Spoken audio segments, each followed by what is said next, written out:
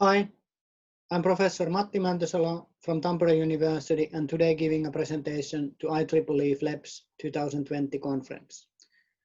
So please let me share my screen with you. Now you should be able to see it. So today my presentation is focusing on inkjettable PDMS based soft electronics. This research is done by Riikka, Mikkonen and me. Soft electronics is conformable, deformable and thin, maybe sometimes even stretchable. And it has many advances for applications in health and well-being, automotive, human-machine interface and soft robotics domains. And let me give you an example of wearable electronics. Here you can see an example of current wearable electronic devices. There are a couple of examples. One example is a smart watch that contains all the regard electronics, battery, as well as the sensors. The other approach is that we have a separate module that contains electronics and the battery, and then we have a separate a sensor device that is connected to the device, and the sensors might be even integrated on the textile. All these are, however, like miniaturized computers, so the approach is the same. In soft electronics, well, with the soft electronics, we can build up ultra thin skin-like electronics, like e-tattoos you see in here. So this gives advances, it's really conformable, it is an unobtrusive way to measure vital signs. There is many ways how you can create soft electronic devices. Our approach is based on printed electronics. So what that means is that we have functional inks and solutions. Functional element can be conductive, like metal nanoparticles or powders or flakes. Or alternately, we can print also insulative materials and even semiconductor materials. We print the inks and solutions on soft substrate materials, like here, thermoplastic polyurethane, with different kind of printing technologies, like you see here, the screen printing technology. And the main advance of our approach is that it is a simplified process compared to etching to fabricate a large area electronics and sensors in cost-effective manner. So in Tampere, in the Laboratory for Future Electronics, where I'm coming from, we have a quite nice print lab, as well as a thin film fabrication line. The print lab has all important printing devices or methods, meaning inkjet, graver, flexo, and rotary, screen printing, and many of them even with online post-processing units like NIR or UV. Then we have an inert glove box system that includes evaporator, spin coating, vacuum hot plate, and most recently we integrated even an atomic layer deposition system. So we build up different kind of devices for Internet of Things. Previously, we have also worked quite a lot with wireless on-skin sensors. And here you can see some of the examples. So we have built up wireless nodes with an antenna, and then electronics is integrated as a separate module. So this kind of hybrid system approach. Then we have investigated different ways to fabricate the circuit boards, as well as all the wirings and interconnections, and to improve their reliability, how to design a reliable device. And then we have many different sensor devices as well. So let me show you an example of our first one. I think you can see it here now. Yes. So As you can see, this device is our really first functional demonstrator that measures the heart rate. So you can identify the beats quite nicely, and it is wirelessly transmitting that one into your mobile device. However, this device was not able to identify the good quality ECG signal, and this is most like mainly from two reasons. We integrate all the electronics over here, and since these were disposable units, we were not able to use the best high quality components, as well as the electrode locations are here quite closely to each other, and therefore we went to the same approach that we had a separate module where we were able to use more expensive components since this module can be recycled. And then we had a separate electrode patch. And this device is then connected to a mobile device, a laptop or a tablet or a mobile phone. And from there it was connected to the cloud system, which were used to do different analysis. And finally, we did have a front end for data viewing. So this is showing the example of the device, how it is worn. And as you can see, the signal quality of the ECG signal is quite good. This is the commercially available reference device, and this is the developed module.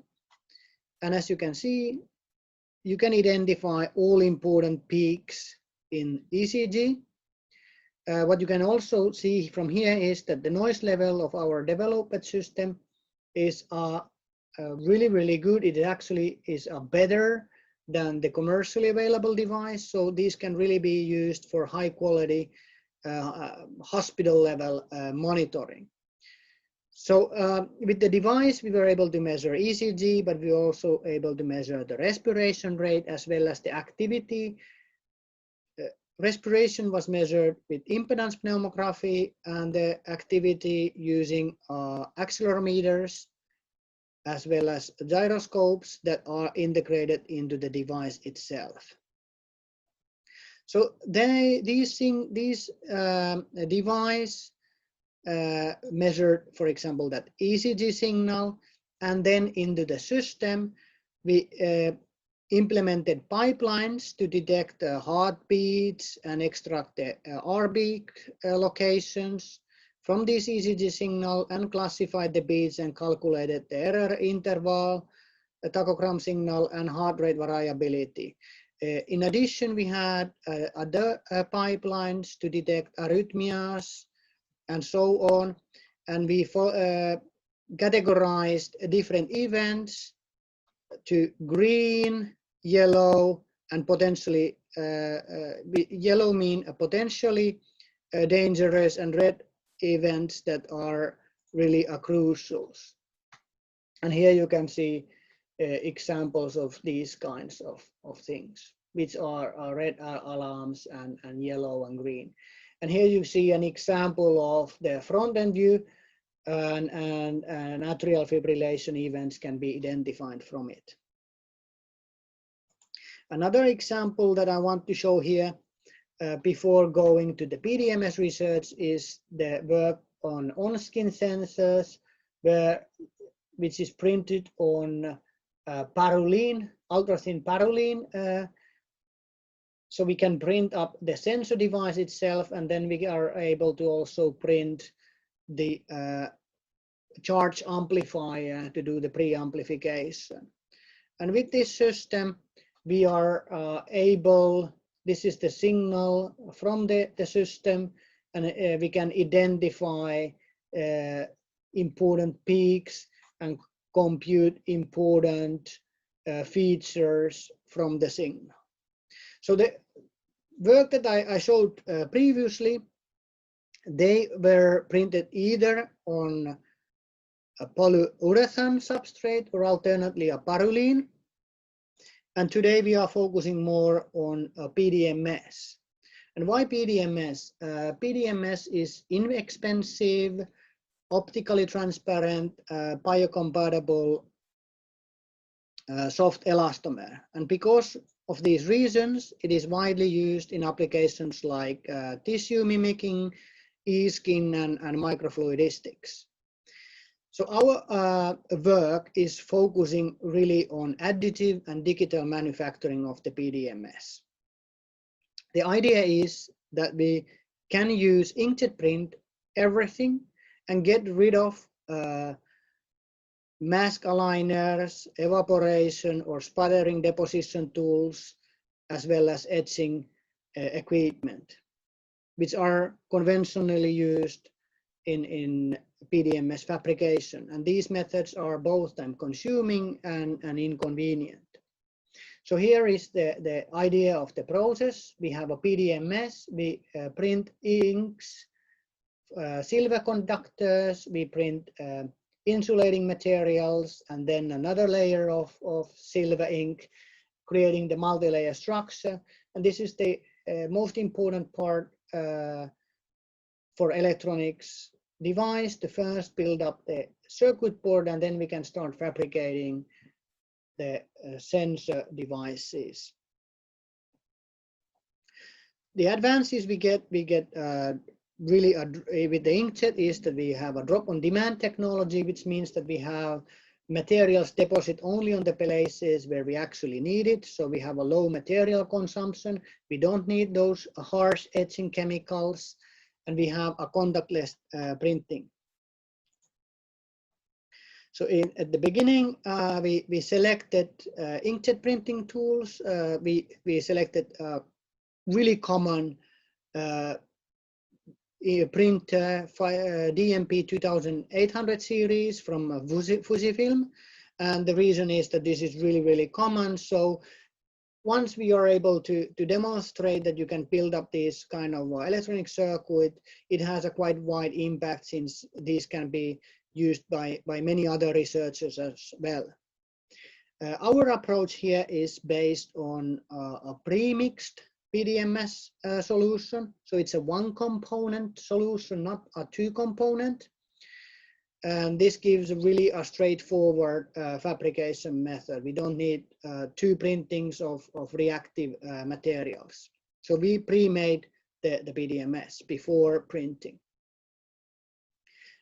This of course have some challenges, and previously reported studies with one component have shown a lifetime from some hours to a couple of days. However, in this research, we were able to reach several days. For conductive materials, we used a commercially available product from Advanced Nano Products. The developed PDMS ink is based on standard Sylgar 184, mixed with 10:1 ratio base to catalyst, and we used two different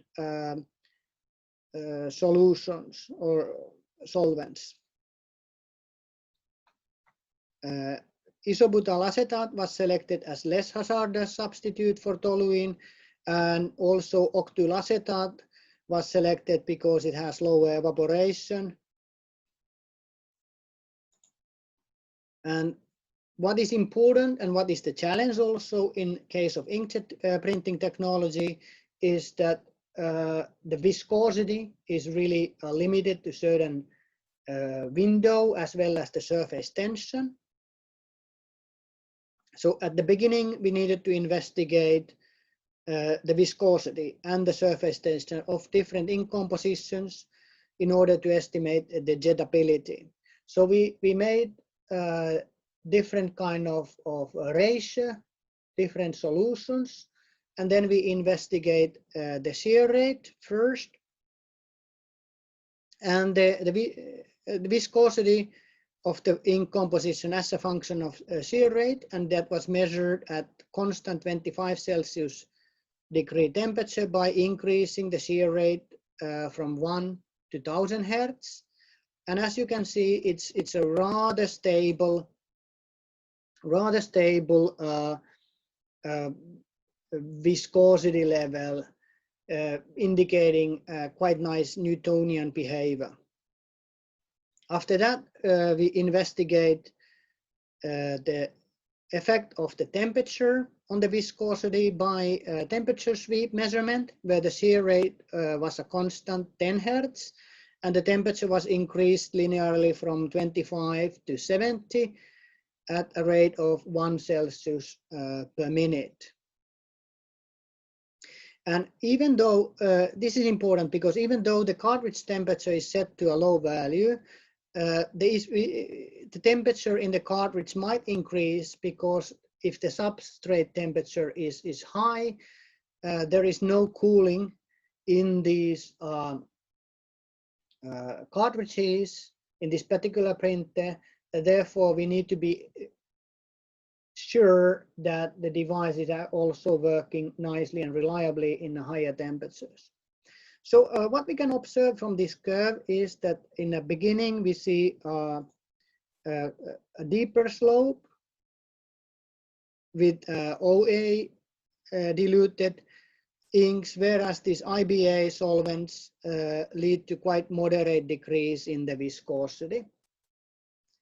Additionally, you can see moderation of the slope or even increase of the slope at the really end in a high temperature or medium range, as you can see over here. And this is because the solvent evaporates, and that increases the PDMS concentration, and that starts to increase the viscosity. Then we measure the surface tension, and what we find it out that all these IBA solutions, even we added a little bit about OA, it didn't go over the theoretical printable range, but the OA-based inks were in this range, although they are still quite low, I must say. So we needed to investigate the jetting. And here you see the summary of the jetting trials. So as you could almost imagine, based on the surface tension measurements, the IBA inks were not successful, and all these OA inks were successful. However, this 1:2 ratio regards increasing the temperature above 35 Celsius. So we look from here. So we needed to get viscosity smaller than 15 in order to make it really functional. Closer to 10 would be actually better. And this lead to situation where reliability of the solvent, the solution was not good due to the fact that the solvent evaporated quite fast, and that started to increasing again the viscosity and created a poor jetting reliability. So 1:3 and 1:4, we were able to jet in really low temperature, like 30 Celsius degree, and therefore we decided to select the 1:3 ratio in order to maximize the PDMS content. We investigated the composition of the cured PDMS ink. So we printed the ink, and it was cured in 120 Celsius temperature for 25 minutes. Here you see the Raman shift of the inkjet printed PDMS. Here is a cast-made reference, and as you can see the peaks related to a PDMS quite nicely over there. We also took Raman from octyl acetate, and what we can identify is that we don't see any more these characteristic peaks of the octyl acetate in the inkjet printed PDMS. There is some noise in the inkjet printed PDMS because it's really thin layer, but still I think we can be quite sure that there is no octyl acetate anymore in the PDMS, which is really good that we wanted to have. Then we printed layer thicknesses, by printing 1 to 8 layers, and what we find it out is that we can create with the 1 layer something like 5 micron thick layers, whereas with order of 25 around 25 micron with a printing of 8 layers. In order to get a good adhesion and good printability on a PDMS, we need a pre-treatment. Everyone who has been working with a PDMS knows this one. And the standard process is nitrogen plasma. We selected that one as a reference. Then we had also a chemical modification and pyrolytic coating. So the pyrolytic coating is we used a device from a nanoflame. It's a flame pyrolytic surface silicating method where a thin silicon oxide layer is formed on the substrate surface. The chemical modification is based on PDMS solution that was spin coated on top of a plasma treated PDMS and baked for 30 minutes at 120 Celsius degree. So once we treated the substrate, we did the printing, and as you can see, we get really, really nice spreading of the ink with the nitrogen plasma. And then once we got a really good droplets, we also printed the lines, and what we can get with the nitrogen plasma treatment, really, really uniform lines, as you can see over here. With the pyrolytic coating, there was a little bit more variation in drop spacing or drop sizes and drop forms, and that yielded also in line printing a little bit rougher lines. This is mainly due to the fact that the process is done by a handheld torch that is steady moved back and forth 4 times on the substrate, so it's not necessarily so uniform treatment. With the PDMS solution, we get even worse lines, and it didn't really actually work and provide a good quality. We also wanted to investigate then the adhesion with a really simple peel test using a Scotch tape, and with the plasma treatment, there is some delamination of the lines, as well as in the case of the chemical coating. But with the pyrolytic coating, we got extremely good adhesion, much better than these 2 other ones. So based on this one, we selected the pyrolytic coating and the plasma as a reference for printing a multi-layer structure. And printing of the multi-layer structure with the process is shown in here. So first we treat the substrate with the pyrolytic coating, so this kind of a torch. Then we print the silver ink, anneal that one in 120-30 minutes. We print the PDMS on top of that one, anneal that one in 120 for 25 minutes. Then we anneal again with the pyrolytic coating, and then print the second layer of the silver. The same process is done with plasma treatment, of course. Then we don't need to use the pyrolytic coating. We use plasma treatment. And the results were so that we get really good isolation between the signal lines. And then we also measure the sheet resistance. And with the nitrogen plasma, the sheet resistance is a little bit better, order of 250 milliohm per square, where in case of nanoflame, it's approximately 330 milliohm per square. So it's a little bit higher, and there is a clear difference. And this difference is mainly due to the signal line quality. So as with the nanoflame, the process was not as smooth or stable. The lines were a little bit rough, which indicated then and yielded to higher resistance. So finally, I would like to conclude.